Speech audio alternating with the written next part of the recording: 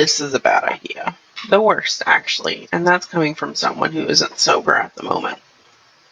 My legs wanted to pace the floor, but the alcohol raging in my system told me to stay sitting. I was late for my shift at the diner only because Alec brought up a crazy point. How are you drunk right now? Doesn't it take a lot of liquor to get a vampire or werewolf drunk? And I thought I got rid of the hidden bottles in your room. I looked over at Millie, who had a stern look on her face. If I wanted alcohol, then I was going to get it somehow, and she should have known this.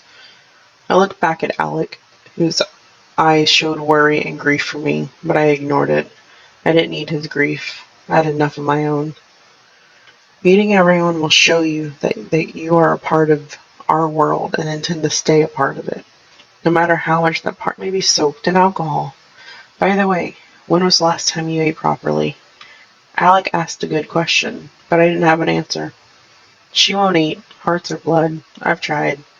Plus, the butcher stopped selling to me after Gabriel passed. Passed, sure.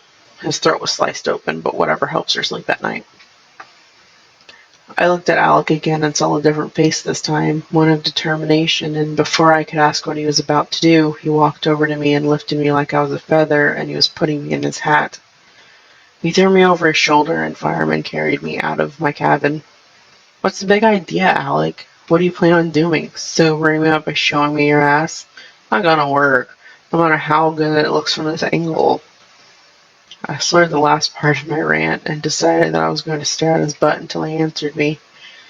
He didn't talk the rest of the way, and with each bump in the floor of the woods, my head would bounce off his very toned butt.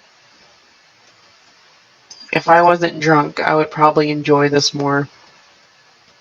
I wasn't sure how long we had been walking, but when he stopped, I felt him lift me off his shoulders and set me back on solid ground. Okay, what's up, wolf boy? Why'd you carry me all the way over here? I asked him as I looked around. My eyes landed on a small version of my cabin, and I mean small, like it looked very similar to an outhouse. I looked back at him, and a grin was spread across his face. I can't appeal to the rational side of you when it's swimming in alcohol, but I can appeal to the drunk part of you. If you can last longer in this steam room that I built after I found out about your drinking issues, then I won't make you introduce yourself to the pack. But if I last longer than you, then you have to do whatever I want for one day. He crossed his arms, and I thought about his offer. I could easily withstand him since I didn't feel the heat as much as he would, and I don't want to go in front of his pack. I guess this is a win-win situation. Fine, get your nice little butt in that room. He smiled and turned to the room. When he opened the door, a billowing of steam released itself. I had no idea this was back near my cabin, and he built it. It was pretty amazing. I walked in after him and wondered why Millie wasn't in on this. He sat down on one side of the steam room and I sat on the other. The door swung closed and the steam began to surround me. I couldn't feel it yet, but I'm sure in a few hours I'll be sweating like a drunk pig.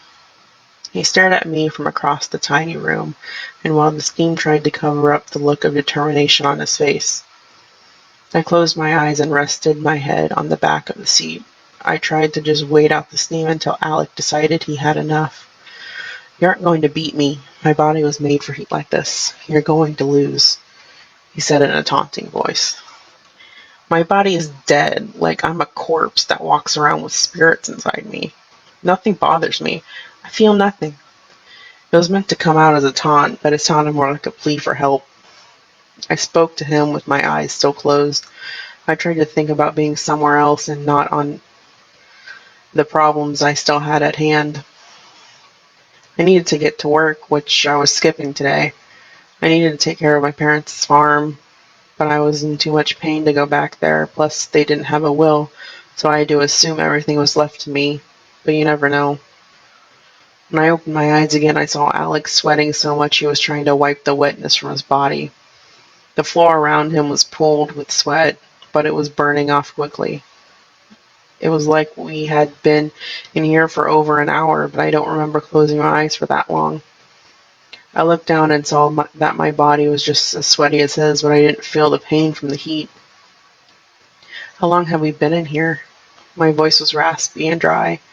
I needed a drink, but I was so tired that I didn't want to move a single inch. 2 hours. I'm surprised you haven't withered up into a shell of a person. Give up yet? I wasn't sure what his end game was, but it wasn't working. I can take more than this. I mean, just look at the past year. I'm still here despite everything that went on. I choked down the words that tried to think of something else while he continued to talk. You know, my original plan wasn't a bet on whether or not you would come in front of my pack. It was to see if we could detox your body of all the booze you've been drinking. It's not a problem solver. You can't just drink your feelings away. With all the alcohol in your system, it's interfering with your feeding needs. You need to drink blood and eat hearts. That's what will make you feel better.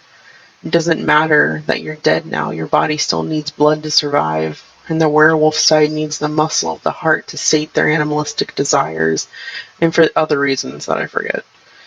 After this, you have to promise me something. I think the heat was starting to get to him. I'm not promising anything to someone who plays people for their gain. I spoke candidly, and while the heat was starting to feel like it was boiling my skin off, this isn't a game, Adela. I know I've only known you for a couple of weeks, but this is ridiculous. Millie told me the state she found you in after Gabriel died. She also told me that you've changed a lot since she first spoke with you in the motel room that night. She said the day Gabriel and your parents died, your entire personality changed. Tell me why you think alcohol could fix that. Ugh, I knew this would be an intervention.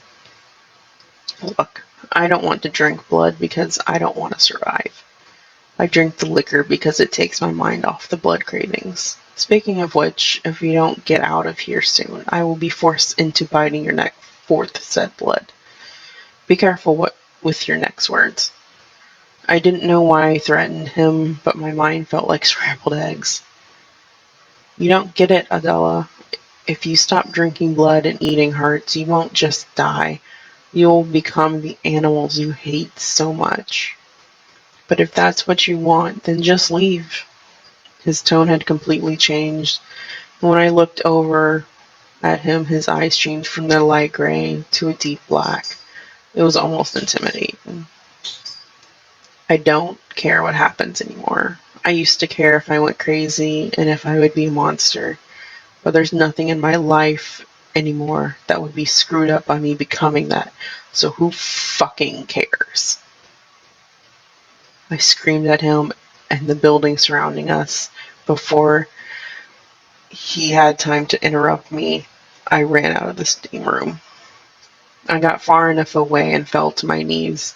My chest started to hurt so bad that I nearly clawed at my skin trying to fix it. I could hear footsteps walk up behind me, but I ignored them.